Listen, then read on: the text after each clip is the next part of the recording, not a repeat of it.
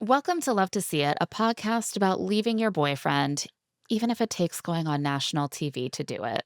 We're not saying it's always a good idea to leave your boyfriend, but frankly, if you're on Temptation Island, it's probably always a good idea.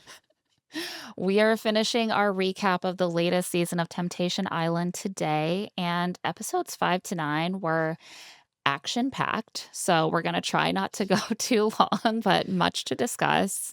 A little housekeeping before we get into it. If you missed our recap of episodes 1 through 4 of this season of Temptation Island, just scroll back in your feed. You will find them there. Also, a little reminder that we moved Rich Text over to Patreon. Our latest episode was about the kickoff of the Valley season 3, particularly the themes of postpartum intimacy we've seen bubbling up. And also, we discussed our little outing to see Whitney Levitt of Secret Lives of Mormon Wives on Broadway as Roxy Hart in Chicago. So you can find that conversation and more at patreon.com/richtext. So let's dive into our 14 pages of notes. Which was us cutting it down. Well, to be fair, it's 5 episodes. Okay, it was a lot. And Temptation Island episode 5 picks up in the middle of the women's second bonfire. Cheyenne has just seen Jack cheating with one of the women in the house, and she's freaking out. She's like, "Is this real life?" And Mark finally gets her to come back to the bonfire so that he can tell her she's allowed to feel pain. And she's like, "No, no, I've moved on to anger. I'm angry now." And I support her. She says that she's always giving Jack everything. She makes him feel like he's worth more than he is, but he's a fucking loser and a bum who will never be anything. And she says, presumably to Carter, "Enjoy your 30 seconds of nothing."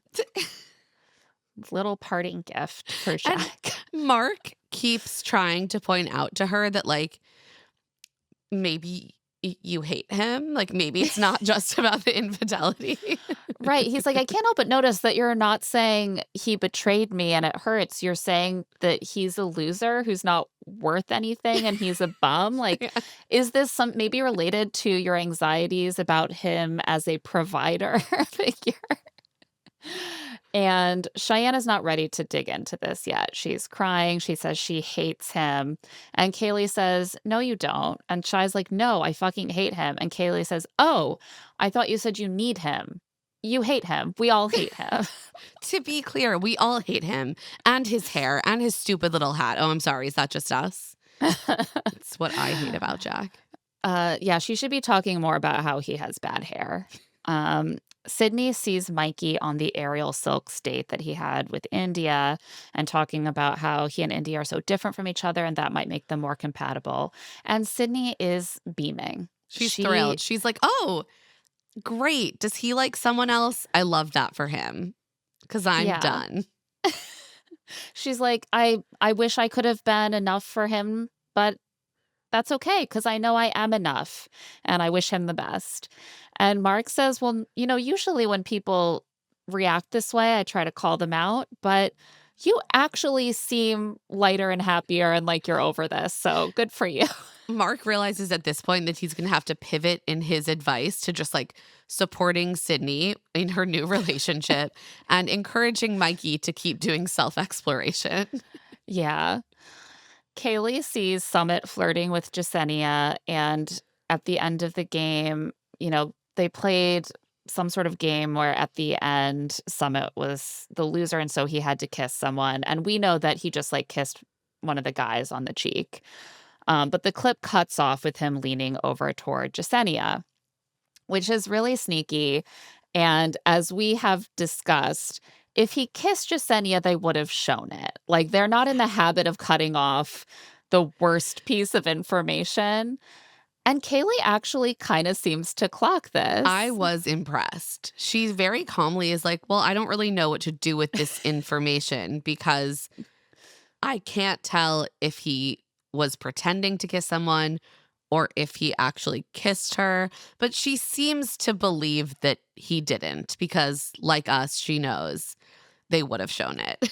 She's like, "Why would he pretend to kiss someone? Like, what's going on here? I really have no idea." She's almost like to the editing team or the production team. She's like, "What What do are you you? What are we What do you doing? give me more, please? But she always ends up kind of saying the same thing, which is she doesn't feel like he's thinking of her. It looks like he's just having fun.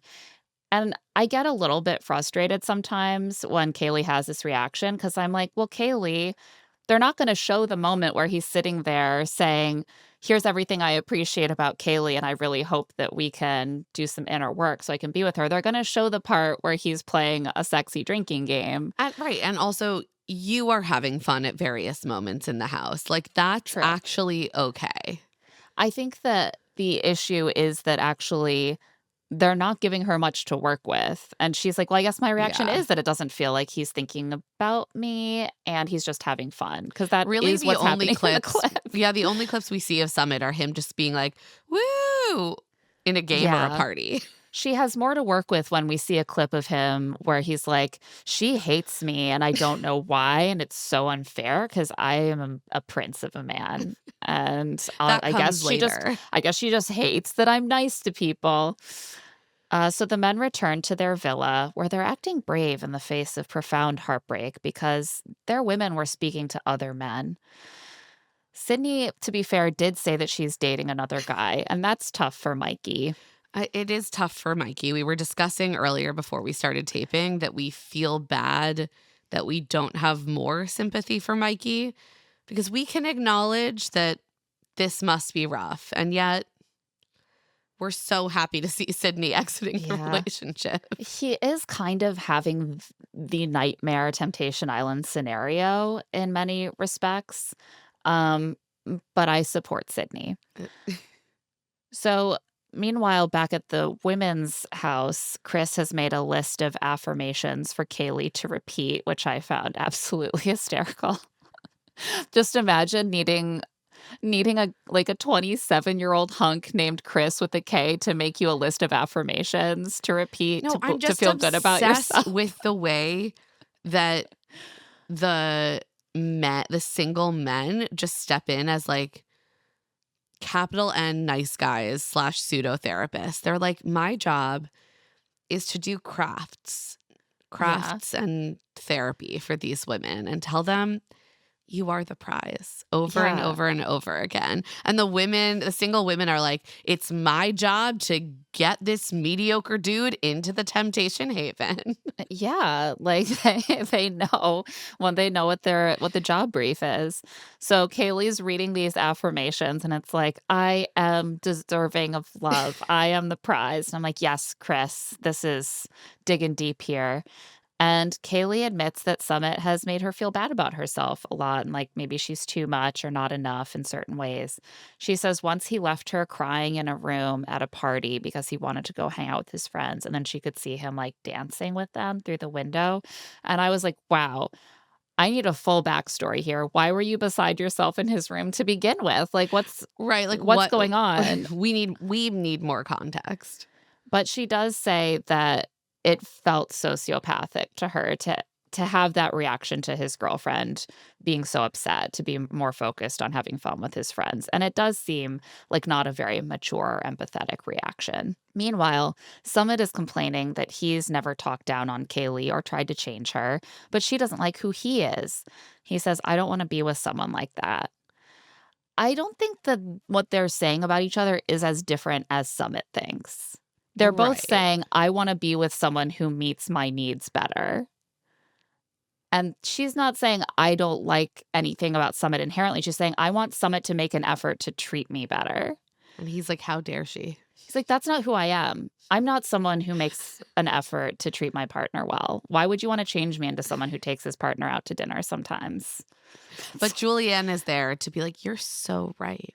Yeah, Summit. she's like, oh, it's so sad that she wants to change you into someone who cares for her. Mikey thinks Sydney brought him here to play him. He's crying to the temptresses that she was at his sister's wedding 2 weeks ago. She sat up front next to his mom. And he cries and cries, and the women are like, that's not a you thing. That's all on her. That's her character. I hate that these temptresses are put in the position to be like, you're amazing. You've done nothing wrong. I'm like, Don't you know this reflect. man's a fool.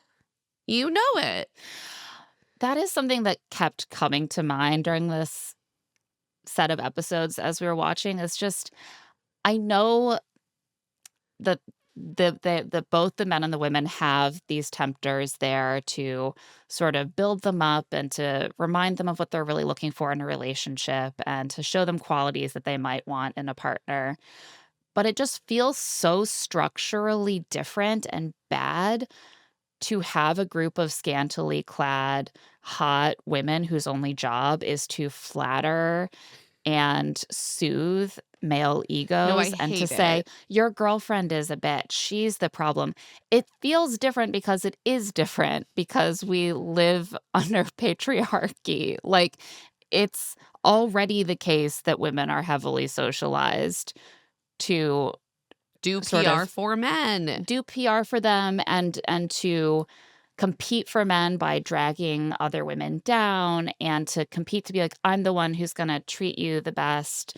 I'm gonna be like your personal servant and like emotional support animal. That's not structurally the case for Right. With men. with the single men, there's like a subversion happening. They're like, Right. I'm here to listen to you. I'm here to just be your emotional support and not try to extract anything from you.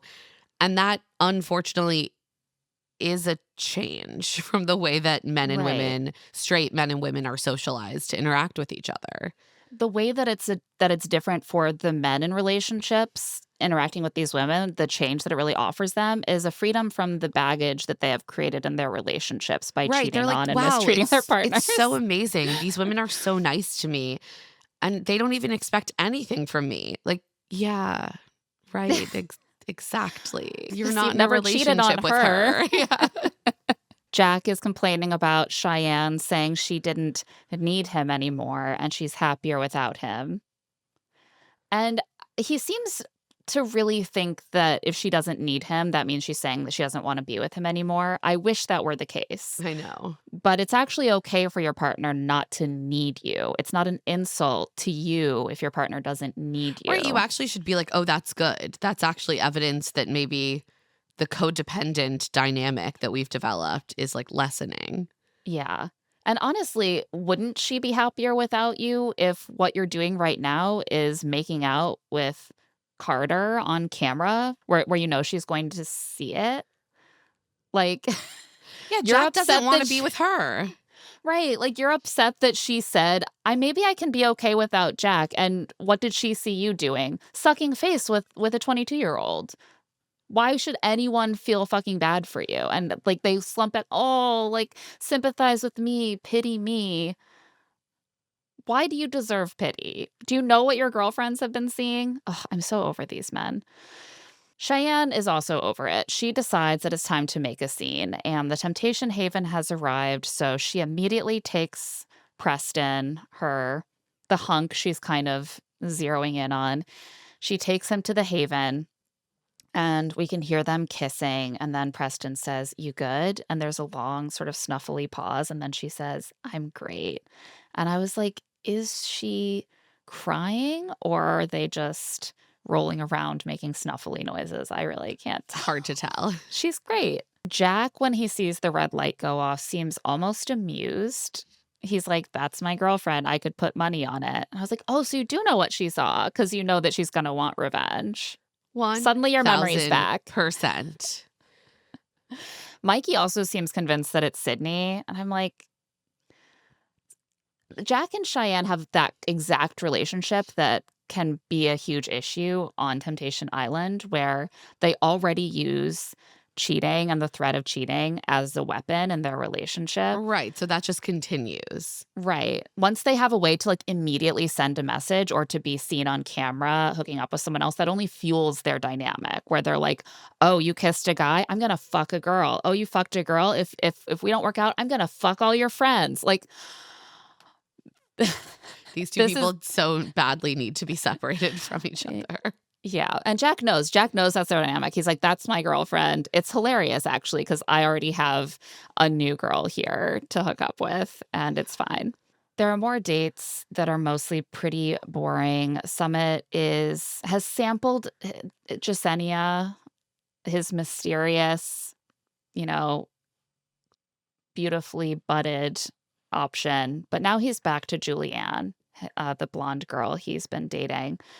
And I just continue to not like the way that Summit talks about different kinds of women and to categorize them, No, I but hate it. more more on that later. They go surfing and he bitches that Kaylee doesn't like how outgoing he is. He's sacrificing so much to be with her. And he says, "Why are you dating me if I'm such a shitty boyfriend?" He loves that this woman he just met is stoked on who he is and not trying to change him. All of the men do this. I'm like, Yeah. yes, have you seen High Fidelity? You are projecting zero needs onto this idea of a woman in front of you Right. because you're not in a relationship with her. Scarlett takes Bradley to paint their genitals as flowers and just talk about how easy their conversation is and stuff. They keep saying this, but I don't like it's one of those Bachelor style things where they talk about how easy their conversation is and how deep it is, but you don't see anything else that they say to each other. That's kind of like the Scarlett and Cole whole thing is just both of them talking about depth and like we see none of it. Right. And I can't tell if that's the edit or if Scarlett thinks that having Bachelor style conversations about how deepness is important is depth. It's frustrating. Jack takes Carter on a sort of like faux camping, campfire date. It's their fourth date, and things are getting serious. He asks, and That's in why true he Jack has to, fashion, that's why he has to exit. right? He's like, it's getting serious, so let's definitely make this serious, and then I'll fuck someone else. Like that's the progression. He asks where she sees herself in 5 years relationship wise, and she says that she literally never thinks about the future or planning in relationships at all. I mean, she's basically a child, and this is perfect for Jack. He's like, I did it. I did it. I found the one woman who has He's like, no needs or expectations. he's like, same girl. This is great. When she said this, I had that kind of like vertigo sort of experience that you have when you find out that other people live in they have such a different interior life that you never even imagined how different it could be. Like when remember finding out that some men would just go on planes without anything to do and they would call it Yeah, like raw dogging the it flight. And you're upsets just like, me. oh my God, what? Like, how? That's how I felt when she said that. I felt a little bit nauseous. But she's 22, Yeah. like maybe within the next 5 years, she'll start thinking slightly about the future. Cole and his house confidant, Lexi, make chocolates and talk about his growth over the course of the show. He's learning to express his emotions. And this is the level of Cole getting into depth that we see is where he's like, what if I was able to identify my own feelings and then say them as words? And it's great that he's growing, but that is something that most people learn as small children. I mean, they're like almost 30. Yeah. It's not great. I that's not to knock his growth, but I think it does give me a little bit of understanding of where things might be with Scarlett, which still confuses me a lot at times, but I'm like, it does seem like it might be tough to have certain conversations if your partner is just now in this intensive setting starting to explore verbalizing his emotions. Exactly. We see Kaylee and Chris go to a spa and talk about how she overthinks everything and can't be spontaneous. And she says she's not happy and it made her feel disconnected from Summit, who is happy. And this continues to come up. Like, Kaylee is sort of realizing that she has been unhappy in herself and that has, alongside Summit's failings, that has been impacting her relationships. Right. It clearly like makes her feel bad about herself. Like, why can't I be happy? And it also makes her feel like, how can I be feeling true intimacy with someone when we're feeling so different? And so Yeah. there's just a disconnect there. Sydney and Xavier see a sensual embodiment coach for some choreographed cuddling, and it gets pretty hot and heavy. I love them. I love them too. I I'm thought that this sorry. activity was so funny where they're just like, let's not even do tantric yoga. Let's just go straight for like someone who will say, "Hey, sit on his lap." Great. And then You grind guys are around. grind. Yeah. Circles, grind in circles. This is about emotional connection. On that note, we're going to take a quick break. And when we get back, we will get into the next round of parties and bonfires. And we're back. So it's time for a fun game. The women and the women's villa play Dare or Shot. And it's pretty PG. Kaylee refuses to give a cheek kiss because she's resisting. But Bradley agrees to kiss Scarlett's toe. It's very X-rated. At the men's villa, they're playing Kinky King's Cup. I was like, oh, I'm old. I haven't thought of King's Cup in at I least a know. decade I and a forgot half. about King's Cup. I know. At least it's a game we know. True. Yeah. That makes me feel young. Yeah, maybe we're youthful. I remember whenever I used to visit my younger brother at college, and I'm only like 3 years older than him, there was always a whole new spate of popular drinking games that I had never heard of. And I was like, King's I'm Cup is a 23. classic, How though, am I because you this get out of to the make loop? new rules. That's true. And this is the kinky version. So the last card is for the last person to drink to take someone into the haven. So like kind of like not it, but with drinking. Jack doesn't even try because he really wants just any prompt to He take wants to Carter do to the haven. revenge. Yeah. He's like, sure, I'll make Cheyenne upset. Cheyenne, however, is fast asleep when the alarm goes off. Sid comes to tell her in the morning when she wakes up, and Cheyenne is really sad. She knows it's Jack. Yeah, I mean, that again, they know that this is their cycle. They both Yeah. they're like, here's what happens. Like, he cheats, he knows I'll see it. Now I'm gonna cheat. I know he's gonna see the light, and then I know what he's gonna do. And Shai says she wishes she never came. And Sid tells her, like, why? So this could keep happening and you'd be fine with it? Like, that's not good. And then she offers to get day drunk with her. Yeah, Sydney sees what needs to happen, which is that, like, this is the only way that Cheyenne would ever leave this relationship. Well, and this is why it's like very easy to root for Sydney too, is like she is so present and there for everyone else in the house. I love her. Like she just seems very grounded in what she wants and is looking for and what she wants for the other women. And she's just like the best friend. And they're all just like lucky to have her in these moments because she's always there. The next day, Cole is also going through it. He cries and tells Mikey that he feels like Scarlett doesn't have his back and doesn't care. They have so much to give, and their girlfriends don't even see it. Do you? I don't know. Like, they're both going through it, and I feel bad for their pain. Cole in particular seems really sick with anxiety. He's like, I can't eat, I can't sleep. I just feel like sick all the time. And like that is a really awful way to live. And I really, really feel for him. I don't know if Mikey has a lot to offer Sydney. For sure. I'll just put that out there. I'm sorry. I don't know that either of them have much to offer. I'm so sorry. I do feel bad for their pain, especially Cole's. But yeah. Yeah. Cole is very much just like, why doesn't my love and devotion matter? Like, why isn't that enough? And but then it's like every time something specific comes out, it's like I went to the track to meet a meet a girl. girl. Like I don't Right. know. My empathy is limited. Party night. The women's villa has a foam party, and it's the touchiest they have gotten. You know, they're all in swimsuits in the suds. And so there's a lot of grabbing and writing on each other with their fingers. And they play another dare game. Xavier is dared to lick Sydney's earlobe and neck, and he does. And he enjoys it.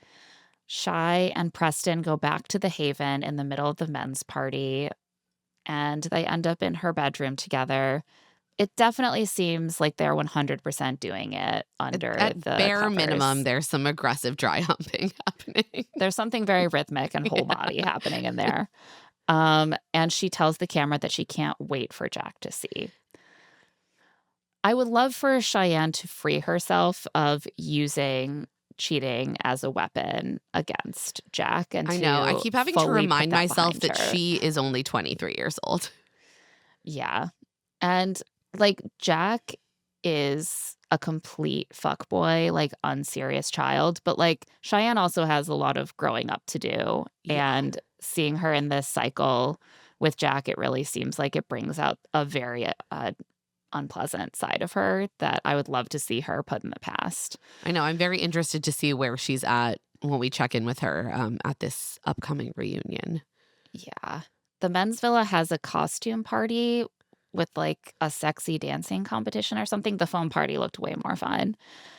Mikey sees India shaking her ass in a really skimpy costume, and then he and Summit do a confessional to brag about how they saw the temptation and they resisted the temptation, and that's what this is all about. Oh, is this like the anything but clothes party? So they're just Yeah. wearing like caution tape. Yeah. Or like, I think Summit is wearing like a kilt made of cards or Yeah. something. Like, I don't know. Mikey just went with like a toga with like a sheet toga. Yeah. And a lot of the temptresses, of course, just used it as a reason to be wearing almost nothing because they know their job. After the red light goes off, Jack, who has been hanging out with Jasenia all of a sudden, asks her if she'd go in the Haven with him. And even Jasenia is pretty shocked. Yeah, she's like, wait, what? She's like, Jack, that is so messy. You just went in there yesterday with someone else. But she goes. And I hope that it's because she wanted to. But this is also a moment where I felt this like icky power dynamic of like all of these young women who are being sort of made sexually available to these guys. Like, do you ever see a tempter, temptress turn down a hookup on this show? Like, it just felt very like she was like, I shouldn't do that. It feels weird. You've been pursuing someone else, but like he's asking me to, so I'm going. Yeah. I mean, she continues to hook up with him, so She I'm does. assuming she's at least like attracted to him. Right. And I'm not, so for that reason, I was less grossed out by it, but I still in this moment was just like, it just feels like such a gross power dynamic to have all these men be like, these are my on demand hookup Oh girlies. yeah. They're like, these are Like, my when concubines. I'm tapping you today. I'm walking up and down the line of women and I'm tapping you today. And she's like, okay. Like, ugh.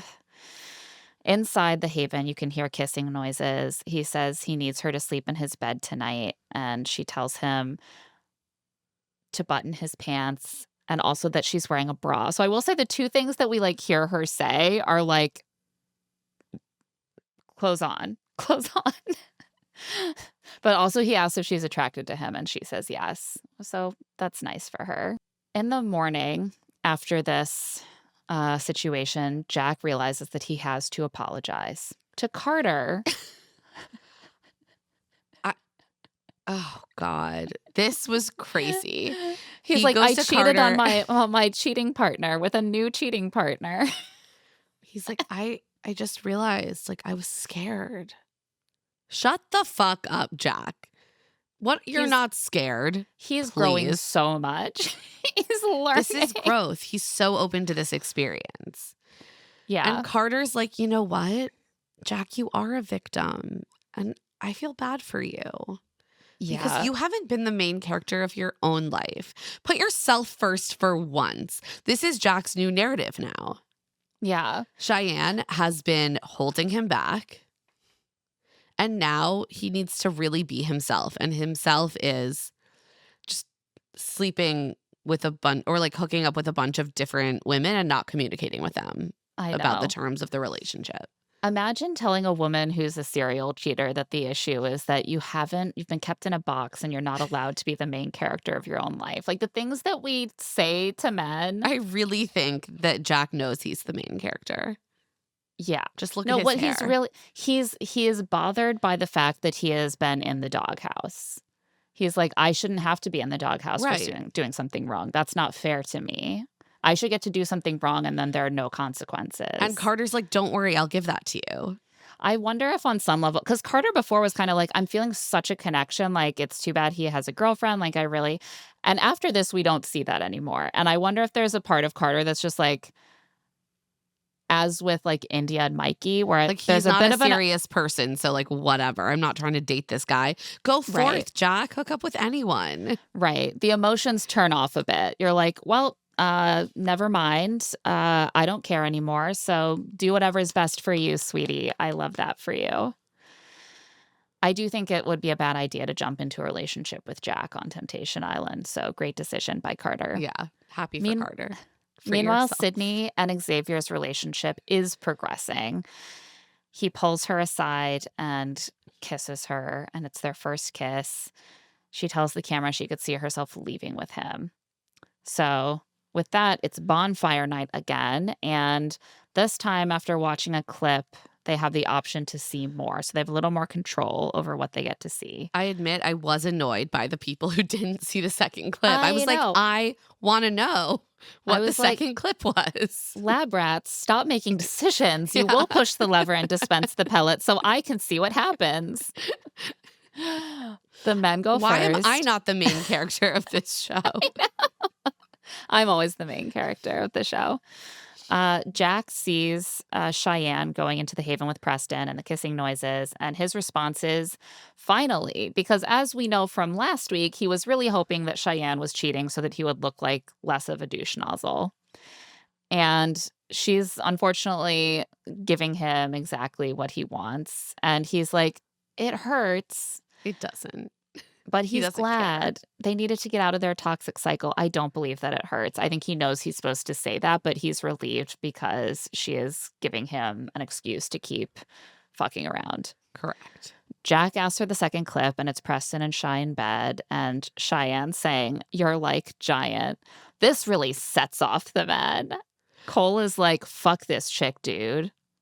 Ew. What? Jack has been hooking up with other girls all week, and they're cheering him on. No, these men are so intent on branding Cheyenne like the most evil harpy on this earth.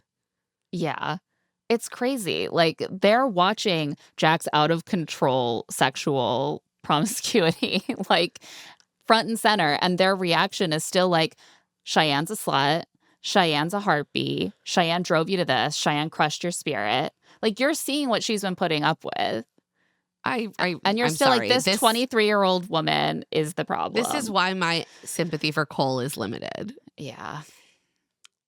Listen, bros before hoes. Jack says that he's a very forgiving person, and if Cheyenne could forgive him, maybe they could find their way back to each other. This is all just lip service. He does not want to be in this relationship, which he admits multiple times. But he does this thing repeatedly where he's like, but who knows what could happen? Maybe one day we'll grow. What he wants, I think, out of this experience, like in his maybe most idealistic mind, is that she will fuck up enough that she won't have the moral high ground in their relationship anymore. That is true. Like, I think there's a part of him that's like, well, maybe once she's also cheated a bunch, we can restart this as equals without the part where she's mad at me all the time. And I don't think that he understands that she's always going to blame him for getting their relationship to this point. Cole sees Scarlett talking to Bradley about energy and how Cole doesn't care about it like she does, and Bradley licking her toe. Cole says that he knows that she's obsessed with energy. He seems to have no idea what she's talking about, and frankly, neither do I, but that's why I don't date people who are obsessed with energy. And he's also like, I know I check every box for her except having a fiery feeling, and that hurts. And it's like, yeah, that seems pretty important. The second clip is Scarlett hanging out with Bradley at the phone party and telling Sydney that telling Scarlett that he sees her and she doesn't have to settle. And Cole doesn't like the word settle. This couldn't possibly be settling to be with Cole because he brings so many high value qualities to the relationship. Cole also says that Scarlett will talk about masculine energy and say that he doesn't have it. It's a scourge. It's everywhere. It is infected straight dating. I was like, Scarlett, no. I don't think that you need... Like, look at Bradley. Does Bradley have more masculine energy than Cole? Like, I don't think so. No, you just enjoy hanging out with him more. And, like, that's a totally valid thing to It also feel. can become this crutch, I think, to... Instead of saying, like, here are specific things that I need in our relationship that we're not aligning on, you can say, well, like, I need you to just be a man. Why can't you be like a Yeah. man? Men do the things that make me as a woman feel good and safe, and you're not doing those things, so you're not a man. But I think it is probably what I get the sense more and more in their relationship is that she wants someone who like naturally understands the kind of dynamic that she wants, and she doesn't have to give instructions or direct to get those outcomes. And Cole is like a direction follower in the relationship. He's like, Yeah, tell he's like, me, "We lay made it out for rules. I me. followed the rules. Give me my reward." Right. And I think she interprets that as like he's not leading, he's not giving masculinity. But I think that it's enough to say like I don't want to be in a relationship with someone where they can't meet my needs somewhat like with some initiative and some self-direction, and where I have to like give them a to-do list to meet They're my just a needs. terrible match. Yeah, I agree. Mark says that true masculinity is the courage to be truly vulnerable, and that's so true, Mark. But does Cole have that either? I don't think No. he does. Summit sees Kaylee getting affirmations from Chris and saying that Summit makes her feel like she's too much and not enough. And also the whole story about him leaving her crying while he danced with friends and calling it sociopathic. And Summit is like, well, we're both very unsure about this relationship. And I'm not sure if I'm ready to be tied down because I want to squeeze all the juice out of life. But he doesn't want to see the second clip for some reason. Summit, give me my content. Rude. Mikey sees Sydney and Xavier doing their sensual connection workshop and their kiss. And he yells, "What the fuck?" And then he's like, wow, my life is going to be different. And that's okay in his way that he says things, but he doesn't think it's okay. And then he starts to cry. And As he does. he does. I really tried to fight my impulse to just be pissed off. I do think that Mikey shows some growth over the course of this season, but it's very hard for me to move past the very quick initial association I made between him going into floods of tears and him saying all these like manipulative and kind of untrue things about I Sydney know. and their relationship, like self-victimizing. And like it's okay to cry. And I do think that he works more on like remaining like emotionally present and Yeah, accountable. and I do think But that's like growth. I just I have think that association still. I agree with Mark that he needs to do that growth separate from Sydney. Yes. In the second clip, Mikey sees them at the phone party and the neck licking, and he is like, "That hurts. You know, she was just at my sister's wedding. She told my mom that she loved me." I don't know if he should have brought her to sit in the front row of his sister's wedding 2 weeks before they went on a show called Temptation Island. Like, that was a choice. Well, he's like, but I'm in control. Right. So, Yeah. He asks Mark if it's time to shut the door, and Mark says it's not that simple. She's experiencing a real connection, but he shouldn't shut the door. He should keep doing the work and show up to the final bonfire like as a different person. But afterward, Mikey feels ready to move on. He's like, she doesn't care about me. It is what it is. Summit is really wounded that he was called a sociopath. And he says, I'm very endearing and caring, and I treat her like a princess. I do so much to try to make her happy, and it doesn't work. I love that he says that he's very endearing. I think he meant to say more that he's like caring, like another way of saying caring, but it's like a way of saying, like, people love me. I'm so no, endearing to I'm people. obsessed with this. Like, it's very funny to describe yourself as endearing. I'm so endearing. Everyone feels endeared to me whenever we meet. And like, she's been describing over and over again all the ways that she does not feel treated like a princess, like in very specific detail. And when she says those things, you're like, she hates who I am as a person. Because What who if I am is instead, endearing. and someone who treats people like a princess? Yeah. How dare you? Jax feels like, wow, I felt really bad when I cheated, but Shy doesn't seem to feel bad. Jack, evidence not found. I haven't seen you feeling bad about cheating on anyone except Carter. You felt a little bad about that. He's so desperate to feel like he's better than Cheyenne. Yeah, that is his journey. Journey Yeah. to the higher moral ground. The women are next, and Cheyenne is ready to see Jack cheat some more. She says he's capable of it all. Kaylee goes first. She mostly sees Summit complaining that she should just go find the perfect boyfriend instead of trying to change him. She says she's heard all of this before and he's still not learning anything. And you can tell they just had this conversation where she's like, I wish like that you acted like you cared about me or like you took me out more or did X, Y, and Z. And he's like, well, why don't you just go find the perfect boyfriend then? So fun. In the second clip, she sees him doing his dumb, sexy dance at the costume party and grinning at like the temptresses twerking. And she says, disrespectful. It makes her feel worthless. I don't actually think that's the disrespectful thing he's done. I know this felt a little unfair to me. I was like, this is a moment where he's at a party where women are dancing and he's smiling, and that seems okay to me. Yeah. I don't. I think What they do you both want hold him to do? I think that what we learn is, and Kaylee has barely done anything, and so we haven't seen much of this, but we see it when they raid each other's villas. I think they both hold each other to a standard of decorum and straight-lacedness Yeah. that is unrealistic. Yeah. Unrealistic and unfair. She says, I'm going to have a lot of questions for that boy when I see him, and I did call him boy for a reason. I mean, he is kind of a boy. He's They like all are. he's a weird blend of boy and 44-year-old It's man. so odd. It's like meeting a 44-year-old man and you're like, this man never grew up all the way. That's what he's like when he's 25.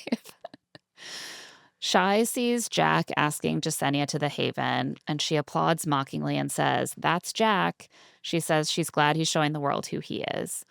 And then Mark does something she doesn't expect. He says, so who's Cheyenne? And she's like, I don't know. Someone that's the who's problem fun, here. even without Jack. Yeah.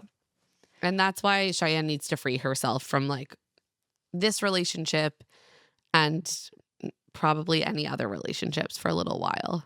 Yeah. And that was sometimes Mark really nails it. In this moment, Cheyenne desperately needs a nudge to focus on who she is rather than framing herself as a foil to Jack, who sucks. She refuses the second clip because it would hurt too much. She's like, I don't want to ever see him again. I've seen enough. Rude to us, but okay, fair enough. Sydney sees Mikey dancing with India at the costume party and then yapping with Summit about how you have to see temptation to resist it, and he resisted. At this point, I kind of wondered if Sydney is maybe getting a little bit thrown by the fact that he actually has not gone further. Yeah. Yeah. Like, she very early on was like, she was like, okay, he's done, so Yeah. I'm done. But he wasn't really done. And part of it might be that he's like trying to be good in the relationship. The other part might be that none of the single women take him seriously as a person. Yeah. So he doesn't really have the opportunity. I think it's probably a little bit of both. But I do wonder if Sydney expected this to go a certain way where she would look like completely valid. And instead, I'm sure there are questions around like, well, he actually stuck to their agreement and she didn't. Right, exactly. Mark asks if she was subconsciously looking for a reason to leave, and she says no. I think she was. I think she was. I mean, and I think that's she's fair. so done with him. Like the fact that she saw a little bit of his usual like flirty, like self-aggrandizing behavior and immediately was like, oh, this is not the man I want. Well, that's the man he is. Like Right. that clearly wasn't new. And so it does feel like she just saw it in the setting and was like, Ew. yeah, ew. Like the way that he acts is not serious and I'm over it. Like that doesn't seem like someone who was really hoping that he would grow. And I'm sure it wasn't like conscious, but I don't think it was conscious. But I think because part of it also, I think, is the fact that she was around all these guys who were very intentionally showing up as quite emotionally open and ready and to she have was serious like, wait, conversations. that's available? Great. Right. She's like, why am I waiting around for this guy who's like, I could fuck around, fall in love with any of you? Like, I don't know. Like, I'm going to shoot my shot. Why am I doing that when I can have a serious conversation with a guitar playing hottie on a yacht, you know? So she also refuses the second clip. Scarlett sees Cole telling Mikey that he has Scarlett's back, but he doesn't feel like she has his back or cares about him. He can't even eat. He's so, like, torn up about this. And Scarlett says that this shows the missing piece, which is still unclear to me from this clip. But it's missing. She says she wants to see if he can go deeper to the root of everything. She thinks maybe he can't, and that's the answer. I feel like her problems are similar to Summit and Kaylee in a way. Like, she wants him to talk less about how upset he is about all of this and more about what he has done that has led to this. But it comes off differently because he just really seems like he's suffering and not like he's, like, being petty the way that Summit often is. Yeah, I just think he's limited, and I think Yeah. they should break up. Yeah. I think he has a lot of growth to do, and I think it's also possible that, like, there are other factors that are making their communication style so radically different or their needs so radically different. But it's clear that, like, there's such a huge disconnect that it's hard to even grasp what's going on sometimes. She says she's not sure whether you give up depth for someone that loves you with his whole being. And Mark is like, "Well, do you wanna go look for someone with both? Like, you could find someone with both." And she's like, "Yeah, but I don't wanna have to go looking." And Mark suggests that maybe that means she's also keeping it surface level. Mark asks what she wants, and she says someone who can set her soul on fire, and she can't say if Cole can do that. Get out, get out. Yeah. It doesn't matter if either of you have done anything fundamentally wrong. He keeps trying to be like, "Do you really think that in, like, 30 years you're gonna be good with this? With just, well, he really loves me, and we like some of the same hobbies." Oh, God. Uh, It's bleak. so the Temptation Haven is now gone, and Mark tells them instead they will have the option of recording, like, a 30-second video message for their partners. And then we see all of the messages. And they, like, go down to a little rock by the water and open a wooden case and take I out a love it. tablet. I love when they do this. It's like a tablet in a bottle. Summit's message to Kaylee is, "Baby girl, I love and miss you beyond words." And he tells her that the clips he's seen during the bonfire have made it nearly unbearable. He has never spoken of her poorly, and that's why it hurts to see the way that she speaks about him. He's worried she's not proud of the man he is. He doesn't care about the past, just their future. And Kaylee is disappointed. She's like, well, he's saying the past is the past. Does he fully realize that his words have left scars that remain? It's not just all in the past. She wants him to be like, here is my plan to improve our relationship. And he is not giving that to her. Yeah. In Kaylee's message to Summit, she tells him that she's been seriously taking this time to reflect, and she hopes that he'll see that change. But this isn't just about resisting temptation. It's about digging deeper to make things work, and she has not seen that from him. She feels like she's just fighting so much harder for the relationship than he is, like she has to prove herself over and over again, and she starts to cry and says she needs to see more from him. And Summit seems to feel good about this. He's like, Summit okay. is thrilled. He's like, amazing. She just laid out what I need to do. Right. I was, like, kind of baffled by this because I was like, it seems like she is always laying out what you need to do. And you're like, why do you hate who I am as a man? Well, now he's ready to receive it, Claire. Right. Finally, she lays out and he's like, oh, no, I see it now. It's a to-do list. It's a map. It's a procedure. Perfect. I'll just do this. And then if we are happy with it at the end, we'll get a wiener dog and we'll move in together. And if we don't, then we won't get a wiener dog and move in together. But if we do, we'll get the wiener dog. And he, like, keeps going on about the wiener dog, like they've really discussed specifically getting a dog. I mean, they clearly have. Scarlett's message to Cole opens by saying that she says everything with love, which is And a that's scary when I way knew it was going to be brutal. She says she wishes they hadn't set such strict boundaries. He's been hyperfixating on not cheating and is missing the bigger picture, the opportunity for growth. She feels let down that he hasn't done inner work to find that depth. They can't leave as a couple if they haven't both changed as people. And Cole is really hurt. by this message. He hoped it would be more heartfelt, more about missing him. He's a good guy. He treats her well. He brings a lot to the table. What else is he supposed to do? They clearly viewed the purpose of these messages differently because Yeah. his message to Scarlett is mostly about all the things he misses about her. He calls her his most precious angel. He says there's been so much depth and growth in this process. He can't wait to show her. He's seen things in the bonfire that have caused him pain and confusion. The men are always like, I've seen things that have caused me pain and confusion. It's like they talked about it together. And he misses her scent and touch and being in the kitchen together, like listening to Shania Twain. And this breaks Scarlett. Yeah. She starts sobbing. She says he obviously still really wants this. Meanwhile, I've realized what is truly missing. It's brutal. Yeah, this relationship is over. It should be. Yeah. Cole heads inside and tells Summit that it's unfair that she's upset with him for not opening up, because if the roles had been reversed, she might have been mad at him for opening up.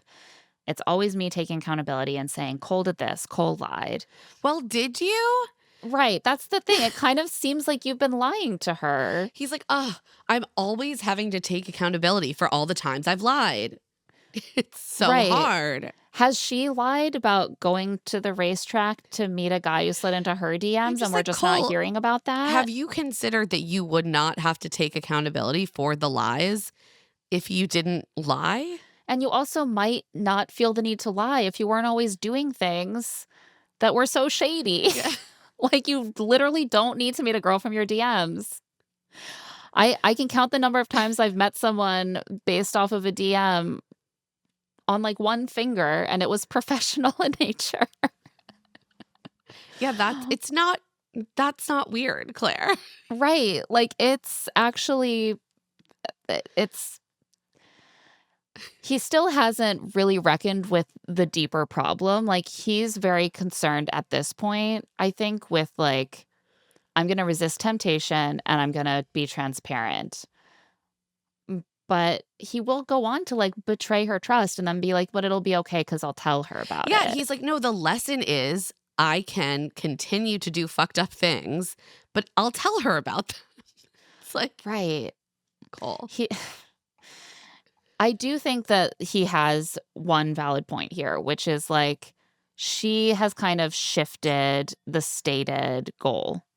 Mhm. And I see that she believes that he would get more out of this, and so would she, if they focused less on not hooking up with someone and more on affirmatively exploring other things they might want in a relationship. And that can be a very productive thing to do on this show. If you are on Temptation Island, like, you might as well do that.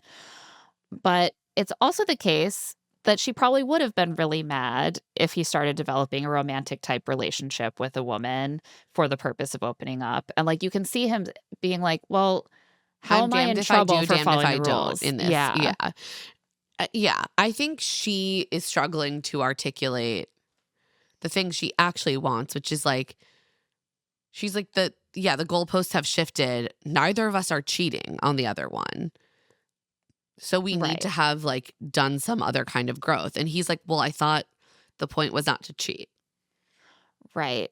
And and it does seem like maybe it seems more manageable to him to spend a few weeks just like truly hyper focusing on not, like, while he's being filmed, not doing anything untrustworthy.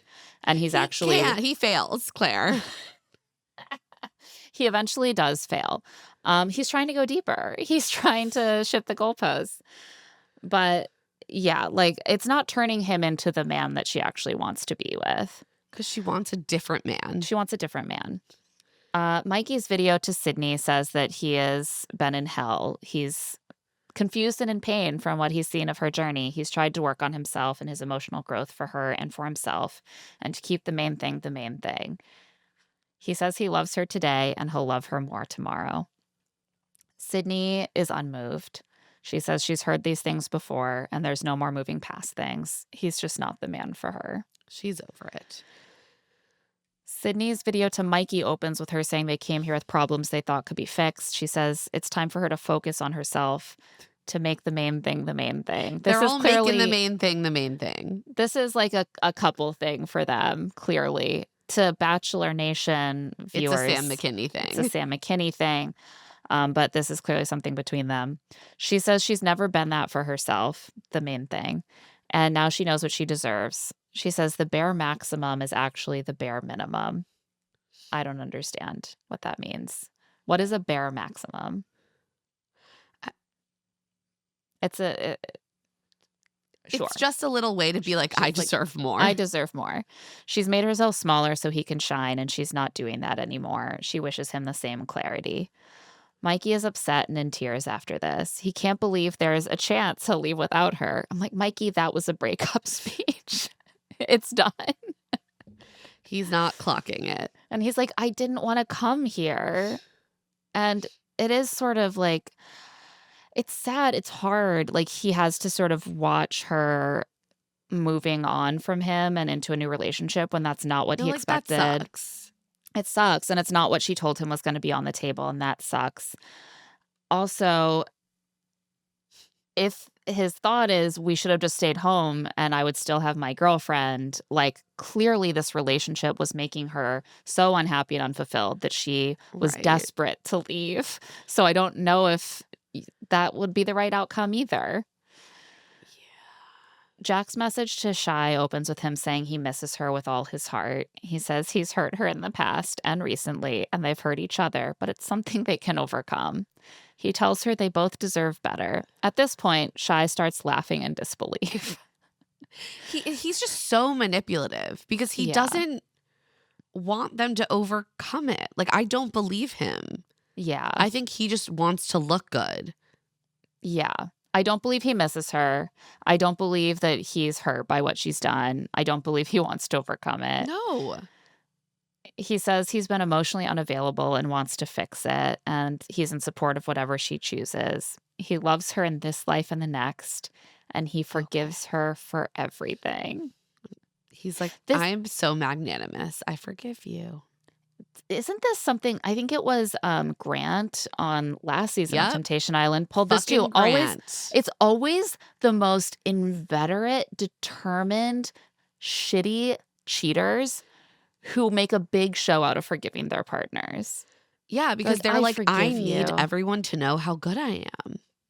Right. And like it makes it appear to others more like a mutual dynamic. And it's true that there is a mutual dynamic that has developed between them. But like his behavior is above and beyond that. It was like this whole cycle on the show started because of his behavior. He is the one who has like escalated by like getting I involved hate with new him so people. much. Like, and then to sit there and be like, well, I forgive you. Like they're just You're both welcome. in this together. Fuck off, man. It's such a tell for a guy who actually isn't capable of taking accountability Well, for that's his the thing. behavior. Shy is gobsmacked. She's like, you forgive me? What the fuck do you forgive me for? You cheated on me first. We But love Jack's this attitude- clarity, Cheyenne. Yes. Jack's attitude is very like, he literally says at some point, like, two wrongs don't make a right. And it's like, again, that's not something that the person who started it gets to say. She says this is proof she's outgrown Jack because it didn't give her the emotions she expected. And it did make me happy to see her laughing instead of Me getting too. emotionally drawn in by this. She goes back to the villa and tells everyone, could he have tried to manipulate me any harder? Thank you. You're seeing it. Shy did not send him a message because she doesn't give a fuck. Jack Good. says that this made his heart sink to his balls. Why are Okay. you trying to like make me think about your balls? Like everything he says is just so gross to me. Like he sat there and he was like, where did it make my heart sink to? Definitely my balls. Ew. India and Christelle tell him that Shy took away his personality and put it in a box. I hate this so much. Stop indulging this man. Like, and how do they know? Like they just met him. They just met him. And now that he's like, yeah, now I can really show out. Show what? Like, is his personality fucking different women every night? Like, I feel like that's the main true distinction. him. He's free. And these women love that for him. They As just long want him as to they're be not free. involved. On that note, we're going to take a quick break. When we get back, the end of this season of Temptation Island. And we are back. So next, we get something that we haven't seen before. Is this new? I was like, I don't think I've seen this before, but I have a terrible memory. I don't know because I've only watched like the rebooted version of Temptation Right. Island. Like I think we watched 1 or 2 seasons on USA and then Yeah, of the this first reboot. right. A few years ago. Yeah. And then the Netflix version. So I don't know if this is something that they've done before and we just haven't seen it. That's Yeah. totally possible. But in the seasons I've watched, I have not seen this before. They send the coupled people over on a field trip to their partners' villas to like snoop around, suss out the vibes. Yeah. Mark is like, you can like catch a vibe. And I'm like, yeah, the vibe is from the people there, but none of the people are there. So what No, is they it? have photo booths, Claire. It's an invitation to snoop around, is what it is. And to like rifle through each other's drawers. I found this so violating and uncomfortable to watch. Like it kind of felt like they were sent on show sanctioned panty raids. I was like, you're just going through each other's shit. Like it's not a help. That's the thing about this show is they'll be like, oh, it's all about growth and therapy and like boundaries and exploring what you want. Go look through your partner's stuff. They are like sending them off on a mission to violate their partner's privacy. No, the point is like behave really badly. And unsurprisingly, the men behave worse than the women.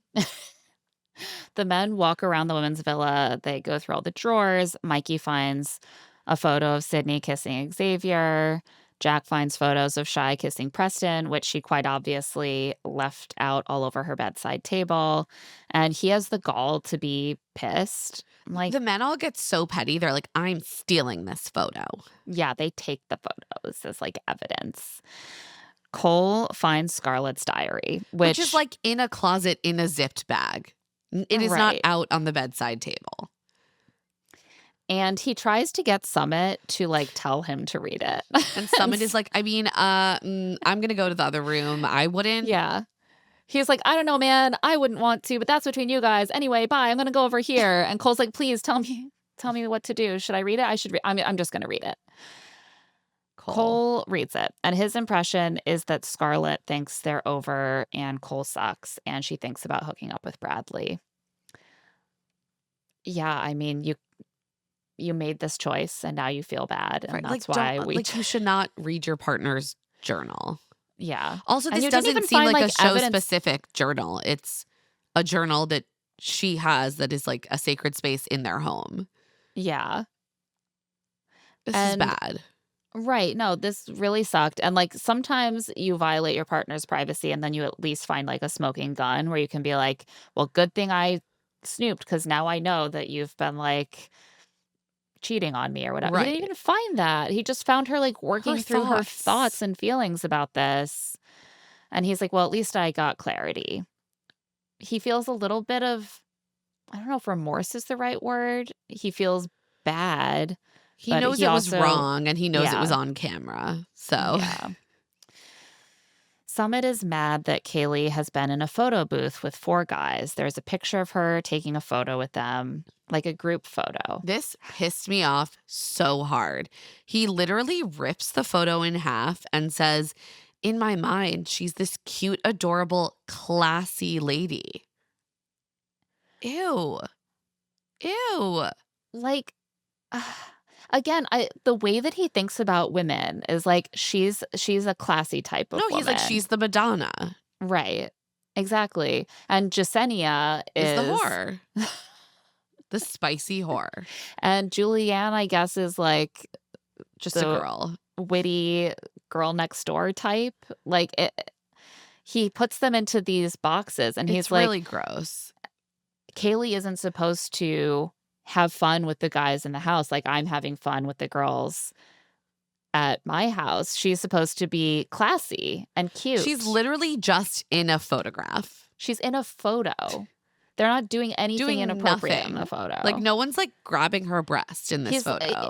it's like he's saying it's not cute or classy for her to be near other men. Like, we're verging on, like, my girlfriend should have no male friends territory here with this kind of I attitude. really hated this. The men take a photo in the photo booth of themselves flipping off the camera and leave it for the women to find. Meanwhile, in the men's villa, the women are also rifling through. Shy takes Jack's cologne. She's like, he's gone through the whole bottle. This man has been drenching himself. Oh, He looks God, like you he just would. know. You just know. He is. That man is covered in product from head to Oh. toe. She's like, I'm going to spray the rest out. Don't listen. Think of the other ladies. I'm sure he needs at least a little bit of cologne. Kaylee tells Summit's room, I love you. I miss you. Two of these women have already given up on their shitty boyfriends. So it's actually like less depressing overall, in part because of No, that. they're I just like think. having a good time. They're like, wow, our villa has much better vibes. Let's take some cute photos of ourselves and like put them on the wall. Yeah. They don't rip any photos. They don't steal any photos. Yeah. They don't really care. Right. And so the women come back and like Kaylee's photo booth photos are all ripped. She's like, why would he do that? That's just me and my friends. Like, what's wrong with that? Shy and Preston's photos are all gone. Sid's favorite photo with Xavier and some others are gone. Scarlett sees that her journal was gone through and she's livid. She's like, we have explicit rules about him not going through my journal. It's also sad that you even have to have that. Like, if I my partner know. has a journal, like, the assumption is that I'm not supposed to look through the journal. Well, Like, yeah, that's violating. that meanwhile, the men return and find that the women took a few sexy photos and they're like, this is war. But also they're like, seems like maybe they were less petty than us. Yeah, which they were. And also the temptresses are like, you know what? They look hot. Yeah. Good for them. So there are some more dates. As always, the dates are the most boring part. Summit takes Julianne on a Vespa date, and he tells us there's not one thing he would change or ask her to work on, which feels petty. Well, he doesn't know her. So, Well, yeah. again. Like, you were immediately obsessed with Kaylee, and now you have a long list for her. He tells her that hanging out with her makes him happy. Shy takes Preston for a massage and tells him that she no longer sees Jack as a good person. He's not. Yeah, no, she's correct. They discuss possibly continuing to see each other after this because they're getting more serious. Mikey takes India for coconut drinks by the sea and talks about how she makes it easy for him to go beyond the surface. He shares with her that he's the only big personality in the family. I'm like, yeah, there's not room for another. Like, you take up so much space. And he says, well, except for my dad, but he's a lawyer, so he can turn it on and off, as we all know about lawyers. And India seems so over it. She just is nodding and smiling. She's I'm like, obsessed with India on this show because she is just always like, yes, I will literally listen to you spout off, Mikey. I think India has figured out a very similar thing to Sydney, but it's not a problem because she's not going to have to deal with him for long, which is like, he's going to take up all the air in the room. And my role is to just sort of sit here and nod and smile, and it will make him feel amazing. Exactly. Make yourself small.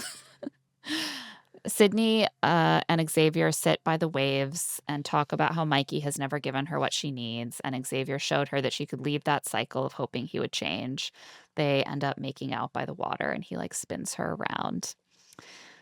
Jack takes Jasenia for a fondue and hot tub experience so he can get a different look at things from someone else, which seems to mostly entail making out. He's like, I want a different sort of perspective. I need to like come at this from like a different vantage point, like the vantage point of slapping your ass. What will I learn? Probably so much about myself. I think I'm going to learn a lot more if I make out with a different girl, and that's Who- going to give me also, I emotional was growth. Really laughing because Carter and Jasenia look very similar. No, they do. Actually, the first time that he invites Jasenia to the Haven, I was like, there they go again. And then when she said, you were just here with someone else, I was like, what? You're I like, had to go oh back no, and I was that like, oh, is no. a different woman. He's got a type, and it doesn't look like Cheyenne. by the way. No. But yeah, they make out through the date. He invites her to sleep in his bed that night. They make out more. He slaps her ass. Yawn. He's not digging deep or learning anything except that he deserves to make out with as many hot women as He's he the can. main character. Bonfire night. This is what, the fourth bonfire night, I think? They all start to blend together, They Claire. do. The guys go first. Jack sees Cheyenne saying that she doesn't see him as a good person, and she's ready to explore things more with Preston and their kiss. And he says it's what he expected. Now he has the ultimate decision of what he's going to do moving forward, and he thinks they'll be able to mutually agree. And I'm like, Jack, ain't nothing mutual here. Like, she just said that she doesn't even think you're a good person and she wants to date Preston. So it's like, oh yeah, you can't fire me. I quit. He also says that she hasn't always talked highly about him, and he's realized it's not normal.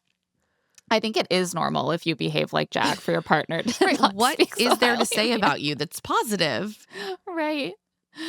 He does say he wants to see her, hug her, say he's sorry, and like give her support. He for- always throws this in just so he can be like, I'm a good person. Well, it's like, oh, it's sad because like she's always treated me badly, and like I don't deserve that, but I do want to be there for her because I'm a good. Sorry, Jack. What have you been up to the last week and a half? Could you just like fill me in real quick? He was digging deep into the crevices of a woman's ass.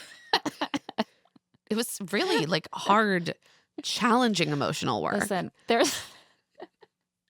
there's nothing malicious about that. Okay, he's exploring his interest in asses. Mikey sees Sid talking to Xavier about not settling, and they also like made up a secret handshake on their date, or like a special handshake, and then they kiss by the water. And Mikey says that he's, quote, given that girl everything. He says Sid texted his mom and said that Mikey gives her the world and he supports her to the fullest. This is a slap in the face. His mom, she also told his mom something about how she was so grateful to have like such a godly man in her life or Oh, something. yeah. I'm sorry, this all just sounds like stuff that you would say to your boyfriend's mom. Like, what are you going to say? Like, your son has a lot of work to do. I'm not sure if he's a good person. Like, Yeah, thanks for trying, but he's lacking. Like, no. She's like, oh, yes, your son's so wonderful. Like, he gives me the world. I'm so grateful for him. Bullshit, bullshit, bullshit. That's what you say to your boyfriend's mom. Except Yeah, for me. I only obviously. say it because it's true. I love you, Nancy. Are you thinking about your son's like future partners if they choose to date women? And they're just like, your son is amazing. And they go on TV and they're like, this guy sucks. Well, if my son behaved like this, I would expect no less. That's the thing. Yeah, you would be consistent. You have Oh, yeah. you have values. Accountability for all men. No, it's rough. Like she knew his family, like they thought that it was going to work out between them. She wanted to build him up, and instead that she's realized that she can do a lot better, and he can't unfortunately hold her to nice things that she said to his mom when they were Right. dating. He keeps saying that she tricked him into coming here. She said it would help them, and instead she's given a public display of her moving on. Yeah, She it didn't sucks trick for him. him. She didn't trick Yeah. him. It does suck. It does suck to see her moving on publicly. Like, I agree with Yeah. that. And I I would don't think she definitely- tricked him. I don't think she intentionally tricked him, but I do understand feeling like, wow, that happened so fast that she couldn't have really believed Totally. that we were going to work out. And that's hard. Mark tries to get him to consider that they came with a relationship that had problems and the unexpected happened. It may not have been her plan. Summit sees Kaylee talking about how she wants him to reflect and grow. She wants him to want to do acts of love without her asking, like taking her out to dinner. And she wants him to explain the future he sees with her. And even the other guys are like, nice one, bro. Like, that was really good. She just kind of laid out for you what she wants you to do. And it all seems like pretty manageable. You can do that. And Summit's like, can I? I don't know if I can do that. He's like, but maybe I don't want to, is the thing. Summit says he's not sure he can give it to her, but he wants to. Mark says that he thinks Summit want to give it to her. I think Mark really is concerned that Summit is ill-equipped. Yeah, Mark well, and to be like, I think Mark is right that, like, Yeah. Summit has not shown at past bonfires and past conversations that he's had with the women that he is ready to actually grow to a point where he's more focused on how that's her trying to change him. And Summit is like, "Oh, but I wanna do those things," but then he goes back to the women and he's like, "She's trying to change me, and it's so fucked up." And Summit says, "Well, I'm just not sure that I'm ready yet. It's only been a year. I wanna ask her to slow down a little." And Mark says, "Well, that's fine, and she may not be okay slowing down, and that's fine too. Honesty is what Right, he's like, matters." "Just lay out what you want, and then she Yeah, can take it or leave it. Don't do this right. wishy-washy bullshit." And he is correct about that. Like, Yeah, they are in their mid-20s. It is perfectly fine to say, like, "I don't know that I can give you a commitment right now that it's like, this is definitely moving towards marriage." And she's allowed to say, "Well, that's not enough for me." yeah. But, like, you can't just stay in a relationship where you're both disappointing each other all the time and you can't Correct. talk about it. Speaking of this dynamic, Cole sees Scarlett telling Bradley she's realizing she doesn't feel fully seen. There isn't trust, there isn't depth. So does she stay or find something more aligned because she craves depth? Cole says he's not sure how to analyze this. He says he's felt so much pain during this process and he doesn't have the fear of being raw and honest anymore. Mark asks if he could tell Scarlett about that fear he's had because that would be emotional connection. Mark is like, "Have you considered expressing your feelings to He's Scarlett? like, That "What if is I emotion." lead you towards an emotional connection?" Oh boy. He's really doing like remedial emotional literacy for these men. The women go next. After this bonfire is the last night with the tempters and the temptresses. And soon it will be the final bonfire when they get to talk to their partners directly. So this is like the last of these bonfire nights. Cheyenne sees Jack saying that it's time for him to show out, and the Temptress is telling him that Shy took away his personality and put it in a box. Whenever they say put it in a box, even I know it's one clip, but it's just such a funny visual to No, me. it's hilarious. I keep his personality in a box under my bed. She also sees Jack tell Jasenia she's the best kisser in the house and slapping her ass. Shy points out that Jack couldn't even stick with the same girl on this show. She says she wonders why he dragged her along and didn't just end the relationship.